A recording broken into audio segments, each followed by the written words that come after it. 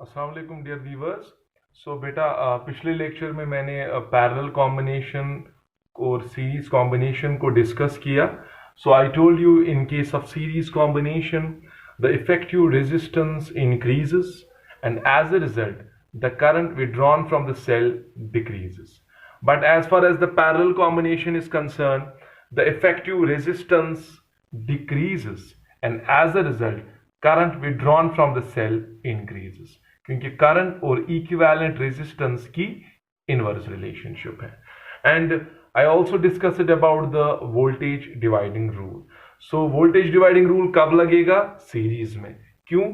क्योंकि सीरीज में मैंने आपको बताया है, पिछले लेक्चर में हमने वो डिस्कस किया कि सीरीज कॉम्बिनेशन में वोल्टेज जो है that gets divided but there is no distribution of current, there is no division of current. Why? Because there is only one path for the flow of charge. तो वो सारा बेटा मैंने discuss किया। Now parallel combination में बेटा क्या होता है? पैरेलल कॉम्बिनेशन में हमने देखा कि across each resistor the potential difference is same. whatever potential difference is supplied by the cell, whatever potential difference is supplied by the source, the same amount of potential difference will be across each resistor. So लेकिन बेटा क्या होता है, जैसे मैं यहां पे दो रेजिस्टर्स ले रहा हूं, let we have the two resistors, say this one has got resistance R1 and this one has got resistance R2. Now across these terminals here I am connecting the battery, I am connecting the potential or source across it which provides a potential difference V.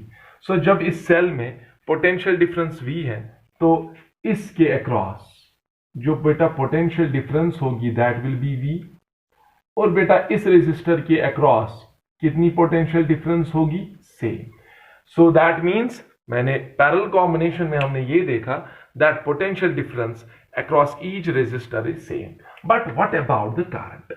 Now listen, when suppose I is the current which is withdrawn from the cell. Now at this point you know there are two paths for the flow of charge. So यहां पर current को जाने के लिए या charge को जाने के लिए दो रास्ते हैं। सो कुछ हिस्सा चार्ज का जो है that will go across R1 और some part of the current will go through R1 and some the remaining part of the current will go through R2.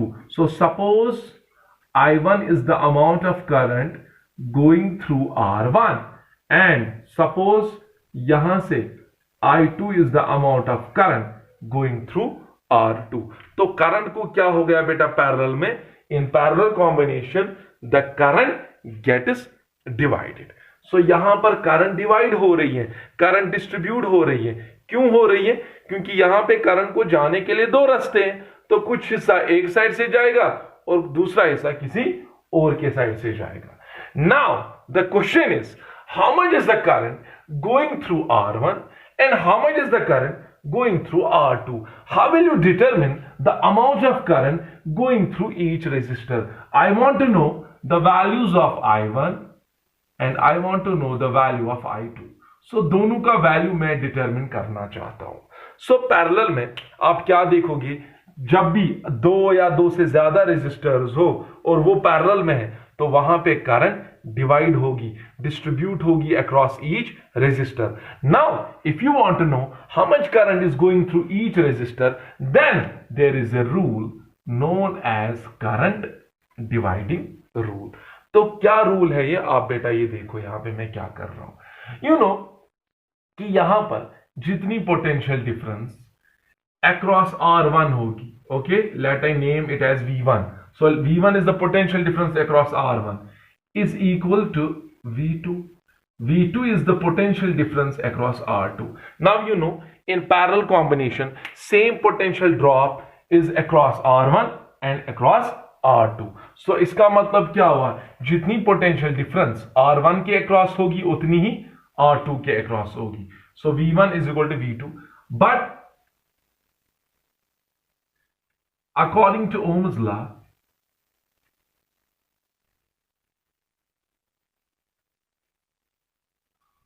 आप बेटा क्या लिख सकते हो V के बदले क्या लिख सकते हैं, IR. So can I write V1 as I1 R1? Okay. Is equal to, can I write V2 as I2 R2? ठीक है बेटा. Is this clear to you? But now, अब मुझे बताओ कितनी करंट बेटा यहां से आ रही है, I. Now at this junction, you know what junction means? Junction एक ऐसा पॉइंट है जहां पर दो से ज्यादा वायर्स मीट करती हो. आप देखो ये जो पॉइंट है यहां पर दो से ज्यादा कनेक्टिंग वायर्स मीट कर रही है. जैसे ये एक वायर यहां से और यहां से, सो यहां पर दो से ज्यादा वायर्स मीट कर रही है, तो that becomes a junction. Now listen, कितनी करंट जंक्शन के टुवर्ड्स आ रही है, I. यहां से कितनी जा रही है, I1. यहां से कितनी जा रही है, I2. So can I say that I is equal to I1 plus I2. आगे जाके बेटा हम किरचॉफ्स पहला लॉ जो है, किरचॉफ्स जंक्शन लॉ है, वहां पे आपको पता चलेगा कि जंक्शन के पास total current entering the junction is equal to total current leaving the junction. जैसे आप देखो बेटा, what is this I? It is the current entering the junction. What is I1? Current leaving the junction. What is here I2? Current leaving the junction. So according to junction rule, total current जो junction की ओर enter हो रही है will be equal to total current leaving the junction. So it is from which rule? Junction rule. फिलहाल आप याद रखो और बाद में हमें ये पढ़ना है. I will explain it later. So फिलहाल आप याद रखो. Now tell me, I will do one thing. मैं इसमें से I2 निकालूंगा बेटा. I2 यहां किसके बराबर आएगा, I, शाबाश, minus I1. Is that clear? So now आप क्या लिखोगे बेटा? तो यहां पर हमें क्या करना है,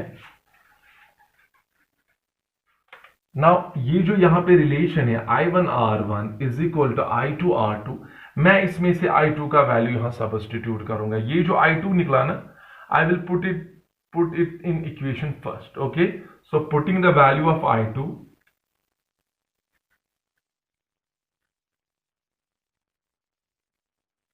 in first. So क्या आएगा आपको, I1 R1 is equal to I2 के बदले क्या लिखना है बेटा, I minus I1 into R2. सो इसको सिंप्लीफाई कर लेंगे बेटा. I1 R1 is equal to I into R2 minus I1 R2. ठीक है बेटा. सो हमें क्या निकालना है, हमें I1 निकालना है. सो हम एक काम करेंगे, I1 R1 और ये जो I1 R2 है इसको भी लेफ्ट साइड से लेंगे. I1 R2, राइट साइड से क्या बचेगा बेटा, I into R2. So I will take this I1 here common. अंदर क्या बचा, R1 plus R2 divided by is equal to I times R2. तो बेटा क्या निकला यहां पे, how much is the current going through resistor R1. So I1 जो है it is the current going through R1, किसके बराबर निकला वो, R2. इसको नीचे लाएंगे, divided by R1 plus R2 times total current. So how much is the current going through resistor R1, वो किसके बराबर आएगा, R2 divided by R1 plus R2 multiply by I. तो सिमिलरली अगर आपको ये देखना है कितनी करंट, टोटल करंट I है और I1 तो कुछ हिस्सा जो है करंट का, let it be I1 going through R1, वो कितना निकला, R2 by R1 plus R2 into I. Now I want to know how much is the current going through R2, total current में से कितना फ्रैक्शन किसके through गया, R2 के through. सो आप क्या करोगे, आपके बेटा कुछ नहीं करना है, you will do one thing, you know I is equal to I1 plus I2 from junction rule, तो इसी में से I2 निकालेंगे बेटा। देयरफॉर I2 कितना आएगा बेटा, I माइनस I1, शाबाश। So it will be like this, I minus I1 आपको निकला है, शाबाश, R2 divided by R1 plus R2 into I. So what should I do? I2 is equal to, I will take this I common here, तो बचा क्या बेटा, 1 minus R2 divided by R1 plus R2. So बेटा इसको criss cross करेंगे ऐसे, so फिर क्या आएगा, ये R2 और R2 सिंप्लीफाई करके क्रॉस करके कैंसिल हो जाएगा। So answer will be like this, R1 divided by R1 plus R2, shabash, multiply by total current. So how much is the current going through R2, यहां पे मैं लिखूंगा। So how much is the current going through R2?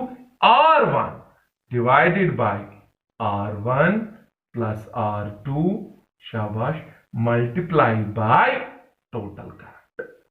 So इससे आपको क्या पता चलेगा, this is what we call as current dividing rule. तो इससे आपको बेटा सीधे पता चलेगा how much is the, if the current is divided along two paths, how much current will go through a path और first path and how much current will go through the second path. जैसे ये दो रास्ते हैं, तो आपको देखना है इस रास्ते से कितनी करंट जाएगी और इस रास्ते से कितनी करंट जाएगी। You want to know how much is the current going through this resistor, you will write opposite resistance divided by R1 plus R2 multiply by total current। तो अगर याद भी रखोगे इसको आप ऐसे भी याद रख सकते हो, सपोज आप क्या, ये दो रेजिस्टर है, you want to know how much is the current going through R1, आपको कुछ नहीं करना है, you will write opposite resistance या resistance of opposite arm, resistance of opposite arm.